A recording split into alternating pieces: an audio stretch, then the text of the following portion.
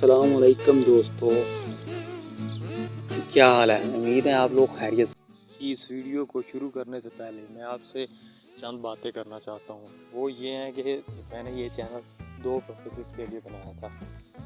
एक तो आप लोगों की हेल्प करने के लिए, मतलब जो भी स्टूडेंट जिसको कोई बड़ा हेल्प करने के लिए मौजूद नहीं है, जिसको सिखाने के लिए मौजूद नहीं है, उसके पास एकेडमी ट्यूशन की फ़ीस भरने के पैसे नहीं है, वो हमारे इस चैनल के ज़रिए कुछ ना कुछ जितना हम कर सकते हैं, हम हमारी हेल्प ले सके।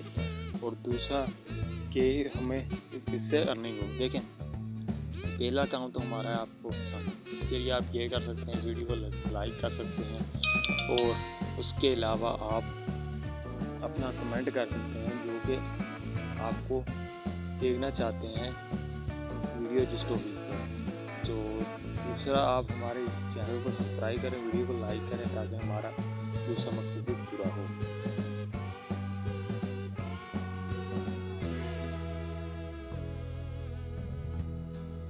हम फर्स्ट ईयर के चैप्टर 1 का फिजिक्स का आगाज़ करने लगे, जो कि आपका जो कि फर्स्ट ईयर एक आपका नेक्स्ट स्टेप है आफ्टर मैट्रिक इंटरमीडिएट में। आपका फर्स्ट स्टेप है, इसमें आपको इस चैप्टर में बेसिक्स सिखाई जाएंगी फिजिक्स की, और चंद इम्पोर्टेंट टर्म्स जो कि आपको याद रखनी चाहिए। हैं तो बहुत आसान, लेकिन बहुत ज़्यादा स्टूडेंट इनको आसान समझते इग्नोर कर देते हैं, जिसकी वजह से आगे जाकर उनको इंटरव्यूज में और दूसरी जगह पर प्रॉब्लम्स आती हैं। तो आप लोगों ने सबसे पहले ये लेक्चर याद लाजमी करना है। तो चलें स्टार्ट करते हैं। जब इंसान इस दुनिया में आया था ना, तो उसने चीज़ों का मुशाहिदा किया, सोचा, और कोई प्रॉब्लम होती थी तो उसके पीछे यार वजह क्या होगी, उसने ये चीज़ें सोचना शुरू की। और तब ना उसने अपने मुशाहदात किए, जो तजर्बात किए, उनकी बुनियाद पर ना उसने एक नॉलेज को जन्म दिया। उस नॉलेज का नाम रख दिया गया natural philosophy. Natural philosophy basically इसी साइंस का नाम है। साइंस की और नेचुरल फिलोसफी की एक ही डेफिनेशन है, वो ये है कि ऐसा इल्म जो तजर्बात और मुशाहदात की बुनियाद पर हासिल किया जाता है, साइंस कहलाता है। और साइंस नेचुरल फिलोसफी भी यही है। इसके बाद जब जैसे जैसे इंसान ने दुनिया में वक्त गुजारा ना, तो उसने मज़ीद नॉलेज इकट्ठा करना शुरू कर दिया। और एक वक्त ऐसा आया कि नॉलेज बहुत ही ज़्यादा बढ़ गया। फिर एक बंदा सारा नॉलेज हासिल नहीं कर सकता था। फिर साइंसदानों ने सोचा इसको तकसीम कर दिया। जब मुख्तलिफ ब्रांचेज में, तो उन्होंने इसको मुख्तलिफ ब्रांचेज में तकसीम कर दिया। लेकिन उस वक्त उन्होंने दो इस ब्रांचेज में तकसीम किया था। एक थी बायोलॉजिकल साइंसेज और दूसरी थी फिज़िकल साइंसेज। बायोलॉजिकल साइंसेज ऐसी साइंसेज थी जो कि जानदारों के रिलेटेड हों, और फिज़िकल साइंसेज जो फिज़िकल वर्ल्ड के रिलेटेड हों। उसके बाद फिज़िक्स जो है ना, इसका मेन रोल मेजरमेंट्स करना है। मेन रोल क्या है? मेजरमेंट्स करना है। और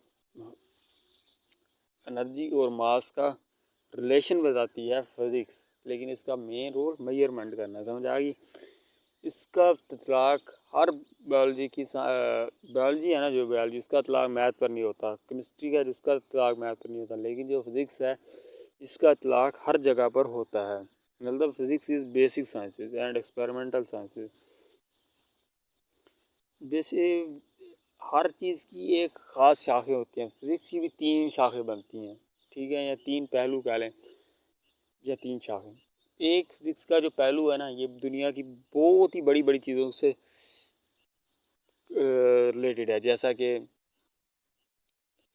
बिग बैंग थ्योरी आप लोगों ने पढ़ेंगे इंशाल्लाह। कायनात की ये जो है, हम जिसमें रहते हैं, इसे क्या कहते हैं, पूरी कायनात से एक तो करता है। और उसके बाद एक तो दूसरी है वो मीडियम साइज ऑब्जेक्ट का, दूसरा पहलू मीडियम साइज ऑब्जेक्ट का अहाता करता है, जैसा कि पेन, कापी, पेंसिल वगैरह वगैरह। तीसरा जो पहलू बहुत ही छोटी चीज़ों का अहाता करता है, मसलन एटम, मालिक्यूल्स और आयंस वगैरह का। इसके ये 3 पहलू हैं। उसके बाद फिज़िकल क्वांटिटीज़, जो है ना फिज़िक्स, क्योंकि मेजरमेंट हम किसी मकदार की करते होते हैं। अब मकदारें दो किस्म की होती हैं, एक होती हैं बेसिक क्वांटिटीज़ और होती हैं डिराइव्ड क्वांटिटीज़। फिज़िकल क्वांटिटी एक ऐसी क्वांटिटी जिसकी मेजरमेंट की जा सके। ड्राइव्ड क्वांटिटीज़ वो होती हैं जो कि दूसरी क्वांटिटी से आखिर की जाती हैं, जिन्हें हम बेसिक क्वांटिटीज़ कहते हैं। बेसिक क्वांटिटीज़ से ड्राइव्ड क्वांटिटीज़ आखिर की जाती हैं। वेलोसिटी और एक्सेलरेशन और फोर्स वगैरह अहम मिसालें हैं ड्राइव्ड क्वांटिटीज़ की। जबकि बेस क्वांटिटीज़ से मुराद लेंथ, मास और टाइम है। ये खुद तो किसी से आखिर नहीं होती, लेकिन इनसे आगे क्वांटिटीज़ आखिर होती हैं। और लास्ट में हम बात करते हैं, क्योंकि यूनिट का नाम है मेजरमेंट्स।